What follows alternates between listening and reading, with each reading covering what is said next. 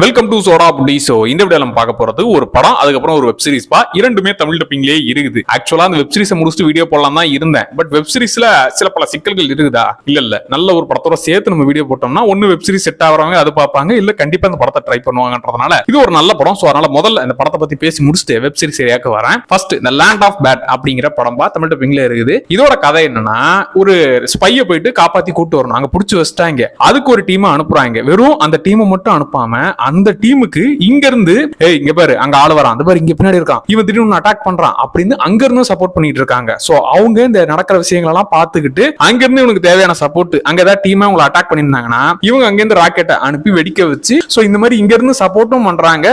அங்க வரான் பாரு, பாத்து போ இப்படிங்கிற மாதிரி அங்க இருந்து வழிகாட்டுற வேலையும் பாத்துட்டு இருக்காங்க. சோ இங்க இருக்கிற ஒரு டீம் போயிட்டு அந்த ஸ்பையை தூக்கிட்டு வரணும். அங்க இருக்கிற அந்த சப்போர்ட்டிங் டீமும் அவங்களும் அவங்களோட வேலையை சரியா செய்யணும். மொத்தமா டீம் ஒர்க்கா வேலையை பார்த்தாதான் அங்க இருக்கிறவன காப்பாத்தி கூட்டு வர முடியும். சோ அந்த வேலை என்னெல்லாம் செஞ்சாங்க, அதுக்கு நடுவில் என்னென்ன பிரச்சனைகள்லாம் வந்துச்சுன்றதுதான் இந்த மொத்த படமே. இதுல பிடிச்ச விஷயம் எடுத்துக்கிட்டா, வெறும் போய் காப்பாத்தி கூட்டு வரது நம்ம நிறைய படங்கள்ல பார்த்துட்டோம். அது வந்து எப்படியும் அவன் மாட்டிப்பான், அவங்க போட்ட பிளான் எதுவும் நடக்காது, அதுக்கப்புறம் என்ன பண்ண போறான்றத நம்ம நிறைய படத்துல பார்த்துட்டோம். இதுல எக்ஸ்ட்ரா ஃபிட்டிங்கா என்ன ஒரு நல்ல விஷயம்னா, இங்க இருந்து சப்போர்ட் பண்ணுவாங்களா, அங்க பாரு அங்க வரான் பாரு, அங்க பின்னாடி ஒருத்தர் இருக்கிறான் பாருன்னு சொல்லிட்டு இன்னொரு டீமும் சப்போர்ட் பண்ற அந்த விஷயத்தை கனெக்ட் பண்ண விதம் நல்லாவே இருந்துச்சு. இங்க இருக்கிறவன் ஹீரோ தான், அங்க காப்பாத்திட்டு சண்டை போடுறவரும் ஹீரோ தான். சோ இங்க இருக்கிற இந்த ஹீரோவை காட்டின விதம், அவரை வந்து எல்லாருமே கலாய்ப்பாங்க, ஓவர் பொறுப்பு புரியலா இருக்காரு, எப்பா அங்க இருக்கிறவங்க வேலையை பார்ப்பாங்க, நீ இங்க இருந்து அப்படியே கண்ட்ரோல் பண்ணி கிளிக்கிற மாதிரி ஆளாதுன்ற மாதிரி இங்க கலாச்சிட்டு இருப்பானுங்க. அதுக்கெல்லாம் மனுஷன் கிளைமேக்ஸ்ல கேள்வி கேட்பாரு பாருங்க, அதெல்லாம் சூப்பரா இருந்துச்சு. அப்புறம் படம் ஆரம்பிச்சு ஒரு 32 நிமிஷம், என்னடா அது 32 நிமிஷம்னா கரெக்டா அது வரைக்கும் பேசிக்கிட்டே இருக்கானுங்களே தவிர கன் எடுத்து யாரும் சுட மாட்டானுங்களே,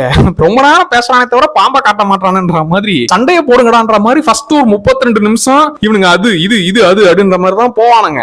அங்க இருந்து ஒரு பிளாஸ்ட் ஸ்டார்ட் ஆகும். அதுக்கப்புறம் சுடுறது என்ன, வெடிக்கிறது என்ன, இவங்க அங்க மாட்டிக்கிட்டு தப்பிக்கிறது என்னன்ற மாதிரி, அதுக்கப்புறம் சேசிங் பரபரப்பு அதெல்லாம் செமையா இருக்கும். கடைசி ஒரு 15 நிமிஷம் அந்த பரபரப்பு ஏரியாவெல்லாம் பக்காவா டீல் பண்ணுவானுங்க. ஏன்னா இங்க இருக்கிறவனும் தப்பிக்கணும், அங்க இருக்கிறவனும் ஹெல்ப் பண்ணுன்ற மாதிரி ஏகப்பட்ட பரபரப்பு எலமெண்ட்ஸ் எல்லாம் நல்லாவே இருந்துச்சு. சென்டிமெண்ட்ன்றதை விட இதுல அந்த டீம் ஒர்க்கா சேர்ந்து பார்த்த வேலைகள் அது கொஞ்சம் சிறப்பாவே இருந்துச்சு. முக்கியமா நம்ம ஸ்டார்டிங்ல அந்த அரை மணி நேரம் பேசிக்கிட்டே இருப்பானுங்கன்னு சொன்னல, அந்த பேசிக்கிட்டு இருக்கிற விஷயத்தையும் இவனுங்க மேட்சை பார்த்துட்டு இருப்பானுங்க, பெருசா வேலை பார்க்க மாட்டாங்க. டேய் உன் ஷிஃப்ட் தான் முடிஞ்சிச்சுல, மூடிட்டு போடா, நேத்துக்கு நீ ஓவரா வேலை பார்த்து நான் சம்பளத்தை அப்படியே கொடுத்துருவாங்களா உனக்குன்ற மாதிரி யாரும் பொறுப்பா அவங்க வேலை பார்க்காம கடமைக்குன்னு வேலை பார்க்கிற அந்த கேங்கு, இந்த மாதிரி விஷயங்கள்லாம் ஃபர்ஸ்ட் ஒரு அரை மணி நேரம் காட்டுவாங்க. அது எல்லாத்துக்கும் கடைசியில இவனுங்க கனெக்ட் பண்ண விதம் தான் சூப்பர். சோ முதல் அரை மணி நேரம் நம்ம வேஸ்ட்னு நினைச்சா அது எல்லாத்தையும் தேவையான இடத்துல யூஸ் பண்ணி நல்லாவே வேலை பார்த்திருக்கானுங்க. எனக்கு எங்கேயுமே போர் அடிக்கலப்பா. முதல் அரை மணி நேரம் மட்டும் கொஞ்சம் செட் பண்ண டைம் எடுத்தாலும் அதுக்கப்புறம் ஃபுல்லாவே ஆக்ஷன் ஆக்ஷன் ஆக்ஷன் தான். அது இல்லாம அந்த ஸ்கிரீன் பிளேல கொண்டு போன விதம் நல்லாவே இருக்கும். சோ கண்டிப்பா இந்த படம் டிசப்பாயின்ட் பண்ணாது. ஒரு போர் அடிக்காத படம்,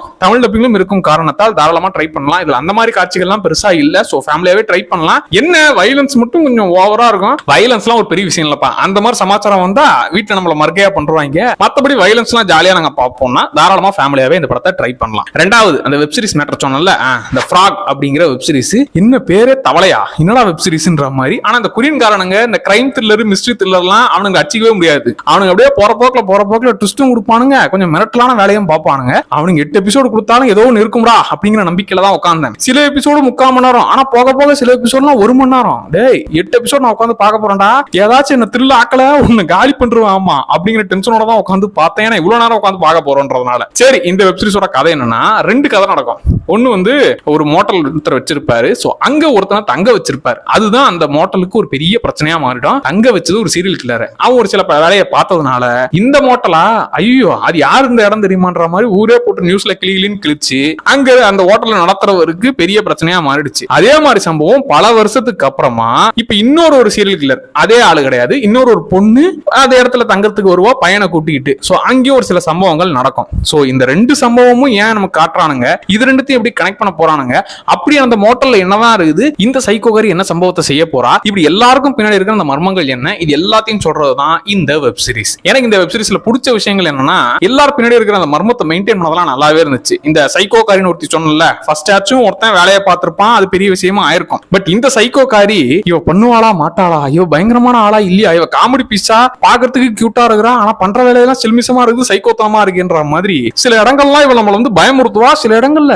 இவனும் அவ்வளவு பெரிய ஆள் இல்லைன்ற மாதிரி அப்படி கொஞ்சம் மர்மத்தை மெயின்டைன் பண்ணது அந்த கேரக்டர் நல்லா இருந்துச்சு. அப்புறம் இதுல second hero character, first hero character இந்த சம்பவம் எல்லாம் நடந்து அவரும் அவரு சோகமா அவரோட வேலையை பார்ப்பாரு, சே நம்ம மோட்டல் இப்படி ஆயிடுச்சுன்னு. இன்னொருத்தர் ஐயோ நம்ம இடத்துக்கு என்ன ஆக போதோ, நம்ம பொண்ணுக்கு என்ன ஆக போதோ, நம்ம ஃபேமிலி ஃபேமிலிக்கு என்ன ஆக போகுதோ, இவ வேற நம்ம மோட்டல வாங்கிக்கணும்னு சொல்லி அட்டம் பிடிக்கிறாளே, அப்படி என்ன இதுல இருக்குன்ற மாதிரி அவருமே பதட்டமா நடிக்கிறது. எல்லாருடைய பெர்ஃபார்மன்ஸுமே நீட்டா இருந்துச்சு. சில த்ரில்லிங்கான மூமெண்ட்லாம் ஒர்க் ஆச்சு.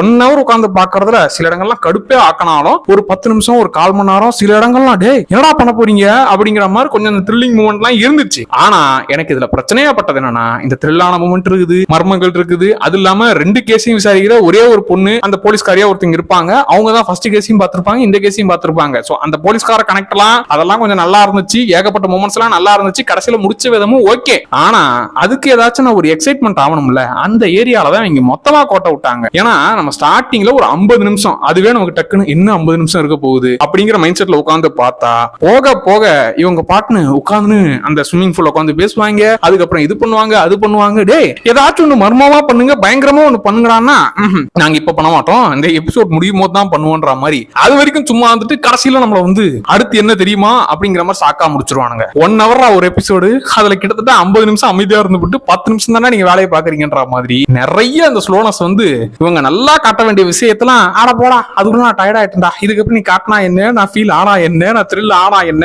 இதுக்கப்புறம் என்ன ஆச்சு நான் தெரிஞ்சுக்கிட்டா என்னன்ற மாதிரி ஆயிடும். ஆனா எனக்கு சில வெப்சீரிஸ் எல்லாம் பாதியிலே ஸ்டாப் பண்ணிட்டு இல்லடா இதுக்கு மேல எனக்கு பாக்கிறதுக்கு தெம்புலடான்ற மாதிரி நான் போயிருக்கிறேன். எனக்கு அந்த மாதிரி மொமெண்ட் இந்த வெப்சீரிஸ்ல ஆவல.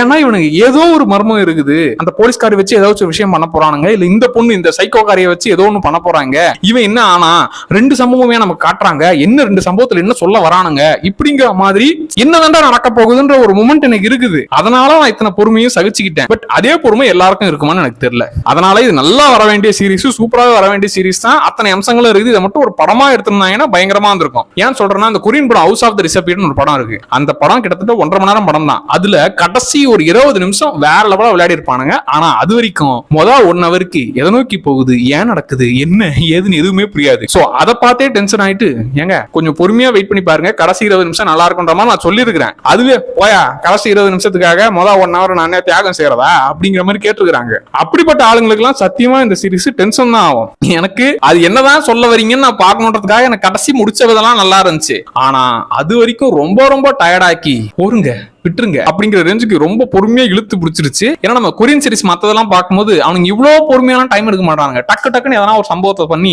அவனுங்க அந்த வேலையை சிறப்பா பாத்துருவாங்க. இப்பவும் இதுல மிஸ்ட்ரி எலமெண்ட் அதெல்லாம் நல்லா இருந்துச்சு, நான் இல்லனே சொல்லல. ஆனா இவங்க கொண்டு போன விதம் தான் பெருசா எக்ஸைட்டே கொடுக்கல.